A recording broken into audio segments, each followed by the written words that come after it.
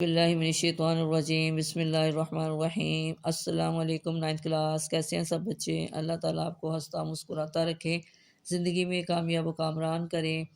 جی بچوں، آج ہم اپنا ٹاپک ہے، آج ہمارا عقیدہ توحید۔ اس کے ہم نے پہلے 2 پوائنٹ اس کے پڑھ لیے ہیں، آج ہم اس میں پڑھیں گے شرک اور اس کی اقسام۔ سب سے پہلے اس میں آپ سوال بنائیں گے، شرک کا لفظی معنی اور مفہوم تحریر کریں۔ تو اس کے آنسر میں آپ لکھیں گے، جو شخص عقیدہ توحید پر ایمان نہیں رکھتا وہ شرک کا ارتکاب کرتا ہے یا عقیدہ توحید کا انکار شرک ہے۔ یہاں سے شروع کریں گے اس کا آنسر۔ شرک کا لفظی معنی حصہ دار اور سانجی ٹھہرانا ہے۔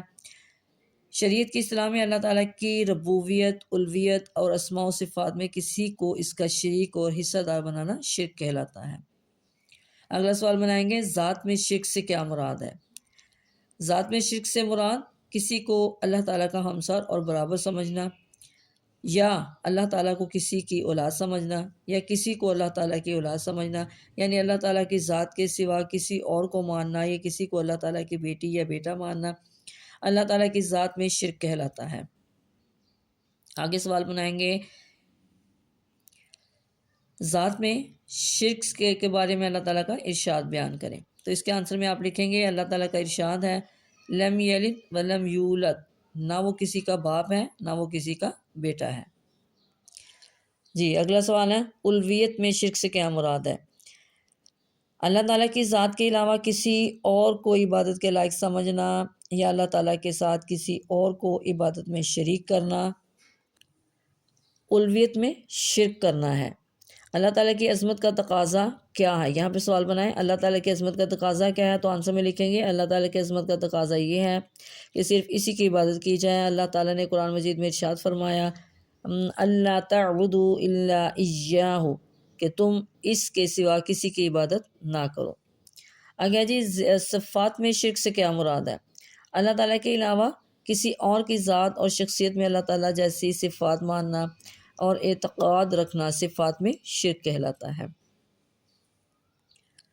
یعنی اللہ تعالیٰ جیسی صفات، اس جیسا علم اور قدرت کسی دوسرے کے لیے سمجھنا اللہ تعالیٰ کی صفات میں شرک ہے۔ یہاں تک آئے گا۔ آگے آپ سوال بنائیں، صفات میں شرک کے بارے میں اللہ تعالیٰ نے کیا ارشاد فرمایا؟ تو آنسر میں لکھیں گے، ارشاد باری تعالیٰ ہے، لیسا کمثلہ شیء، اس اللہ جیسی کوئی شے نہیں۔ آگے جی، تمام مخلوق اللہ تعالیٰ کی محتاج ہے، تمام مخلوق اللہ تعالیٰ کی محتاج ہے، اور اس میں جو صفات پائی جاتی ہیں وہ اللہ تعالیٰ کی طرف سے عطا کردہ ہے، جبکہ اللہ تعالیٰ کی تمام صفات ذاتی ہیں، وہ کسی کی عطا کردہ نہیں ہے۔ اب یہاں پہ آپ لکھیں گے تو عقیدہ توحید کے اثرات بیان کریں، تو اس میں سے کوئی سے 2 آپ اس میں سے اثرات لکھ دیں گے۔ عقیدہ توحید کو ماننے والا شخص غیرت مند اور بہادر ہوتا ہے، کیونکہ اسے یقین ہوتا ہے کہ تمام قوتوں کا مالک اللہ تعالیٰ ہے، اور صرف اسی کے سامنے جھکتا ہے اور صرف اسی سے ڈرتا ہے۔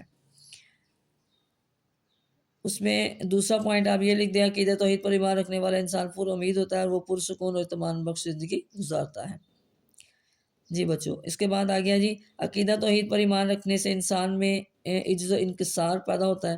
وہ سمجھتا ہے کہ اس کے پاس جو کچھ ہے وہ اللہ تعالیٰ کا عطا کردہ ہے، لہذا بندے کے لیے تکبر و غرور کی کوئی گنجائش نہیں۔ عقیدہ توحید پر ایمان رکھنے والا شخص تنگ نظر نہیں ہوتا، اس کا اس بات پر ایمان ہوتا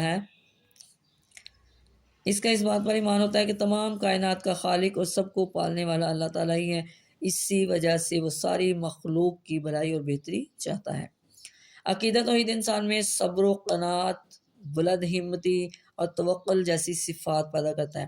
اب یہاں پہ آنسر آپ سوالات بنا سکتے ہیں، عقیدہ توحید کس طرح کی صفات پیدا کرتا ہے؟ تو اس میں آنسر میں ہم لکھیں گے، عقیدہ توحید انسان میں صبر و قناعت، بلند ہمتی اور توکل جیسی صفات پیدا کرتا ہے، جس کی وجہ سے انسان مشکل سے مشکل کام اور بڑی سے بڑی تکلیف سے پریشان نہیں ہوتا۔ عقیدہ توحید انسانوں کے درمیان مساوات اور برابری پیدا کرتا ہے، اور ذات پات اور دیگر معاشرتی تقسیم سے آزاد کر دیتا ہے۔ عقیدہ توحید پر ایمان رکھنے والا انسان پر امید ہوتا ہے اور وہ پرسکون اور اطمینان بخش زندگی گزارتا ہے۔ جی بچوں، آج کا سبق ریڈنگ ہماری یہاں سے ختم ہوتی ہے۔ ہم نے عقیدہ شرک سے، شرک اور اس کی اقسام کو آج ہم نے اس کی ریڈنگ اور اس میں شارٹ کوشچن بنائے. اس کو آپ نے اچھی طرح یاد کرنا ہے، اپنی دعاؤں میں یاد رکھیے گا. اوکے، اللہ حافظ.